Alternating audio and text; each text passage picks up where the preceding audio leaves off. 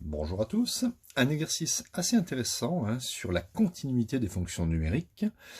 Alors, nous avons ici une fonction phi telle que phi de x est égal à x carré plus valeur absolue de x divisé par x carré moins valeur absolue de x si x est différent de 0. Si x est différent de 0, la fonction prend cette forme. Et on impose que phi de 0 égale moins 1.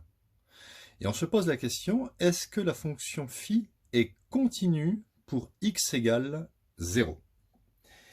Alors déjà, la fonction phi est définie en 0, vous voyez, elle est définie en 0 parce qu'on a posé que phi de 0 est égal à moins 1, et elle est définie en dehors de 0, parce que si x est différent de 0, le dénominateur ici ne fera pas 0, donc il n'y a pas de souci, la fonction phi est définie en dehors de 0, et elle est définie en 0. Voilà, donc maintenant, pour étudier la continuité, ce qu'on va faire, étant donné qu'il y a une valeur absolue, il faut distinguer deux cas.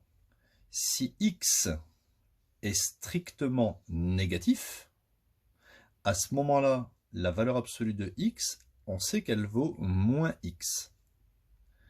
Et donc, la fonction phi va prendre une certaine forme, je vais l'écrire, ça sera x carré, donc la valeur absolue, ça va donner moins x carré, je laisse x carré, et ici, ça va faire moins x.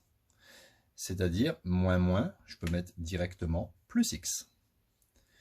Donc voilà la forme de la fonction pour les x strictement négatifs. Maintenant, pour les x strictement positifs, on est toujours dans ce cas-là. Ok, j'ai pas dit que x est égal à 0 ici. Les x négatifs et les x positifs correspondent bien à des x différents de 0. On sait que si x est positif, strictement, la valeur absolue de x est égale à plus x. Autrement dit, je vais remplacer valeur absolue de x par plus x. Et la fonction prend une nouvelle forme. Phi de x est égal à x carré. Donc là, ça va faire plus x.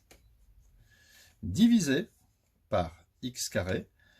Et la valeur absolue de x ici, ça va faire plus x. Donc ça va faire moins plus x. On est d'accord que moins plus, ça va me donner ici moins x. Voilà.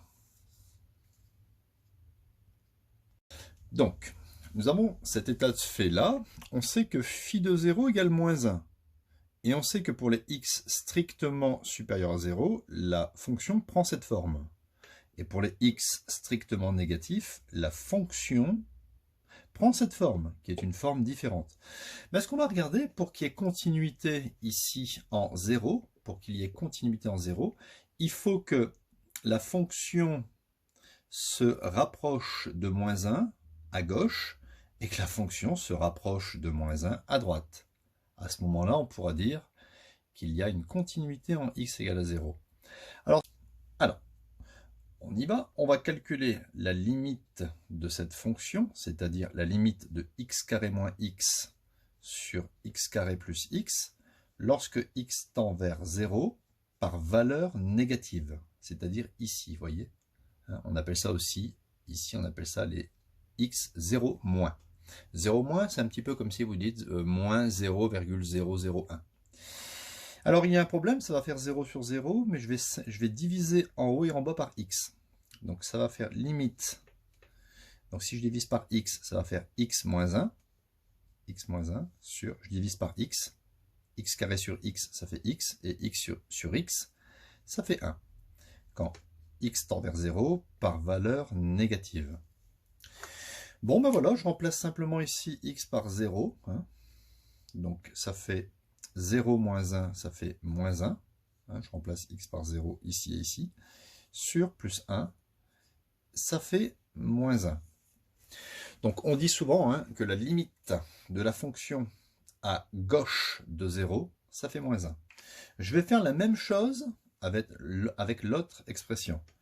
Donc limite de ma fonction phi de x, qui est égale à x carré plus x sur x carré moins x, lorsque x tend vers 0 à droite de 0, donc à droite de 0 ici, c'est un petit peu comme si on dit 0 plus. Hein, qu'est-ce que c'est 0 plus? Ben, c'est 0,001 par exemple.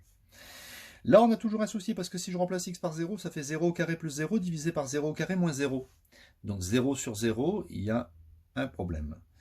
Je peux simplifier l'écriture de cette fonction.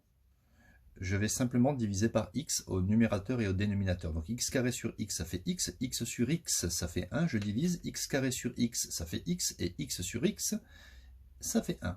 Lorsque x tend vers 0, par valeur supérieure. Par valeur supérieure, ça veut dire simplement que je me rapproche à droite. Je remplace par 0, ça fait 0 plus 1, ça fait plus 1, 0 moins 1, moins 1. Et j'obtiens encore moins 1. Ça veut dire quoi? Ça veut dire qu'à gauche de 0, ma fonction, alors je ne sais pas comment elle se présente, hein, je n'ai pas étudié les variations de cette fonction, mais tout ce que je sais, c'est qu'elle se rapproche ici de moins 1 à gauche, et elle se rapproche aussi de moins 1 à droite de 0. Donc on peut dire, étant donné que la limite à gauche de 0 est égale à la limite à droite de 0, je vais le marquer en conclusion comme ça, comme la limite à gauche de 0 est égale à la limite de ma fonction à droite de ici à droite de 0, eh bien on peut dire que la fonction phi est continue en 0. D'accord? Limite à gauche est égale à la limite à droite, et d'ailleurs la limite commune c'est moins 1. Les deux fonctions tendent vers moins 1. Je dis les deux fonctions parce qu'en fait on a une seule fonction phi de x, mais comme on a une présence de valeur absolue, la fonction phi elle va se scinder en deux fonctions. J'aurais peut-être même plus les, enfin j'aurais pu les écrire phi1 de x et phi2 de x, mais on a compris que la réintégration de ces deux fonctions correspondait initialement à la même fonction. Voilà, donc j'espère que cette vidéo vous aura été utile, il y en aura plein d'autres à ce sujet. À bientôt.